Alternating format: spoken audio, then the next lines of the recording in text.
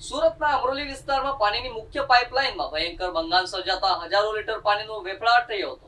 Vardhaman society નજીક pipeline તૂટી જતા ફુવારાની જેમ પાણી ઉડ્યું હતું, જેના કારણે સ્થાનિકોમાં ચિંતા ફેલાઈ હતી. સુરત શહેરના અમરોલી વિસ્તારમાં પાણીની પાઇપલાઇનમાં ભયંકર ભંગાણ સર્જાતા મોટી માત્રામાં પાણીનો વેડફાટ થયો હતો. આ ઘટનામાં અમરોલીની વર્ધમાન સોસાયટી નજીક બપોરે આશરે 2 વાગ્યાની આસપાસ બની હતી.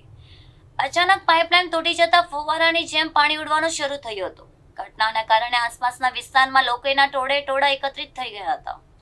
પાણીનો જોરદાર પ્રવાહ રસ્તા પર ફરી વળતા વાહન ચાલકોને પણ મુશ્કેલીનો સામનો કરવો પડ્યો હતો. સ્થાનિક લોકોના જણાવ્યા મુજબ લાંબા સમય સુધી હજારો લીટર પાણી બિનજરૂરી રીતે વહી ગયું હતું.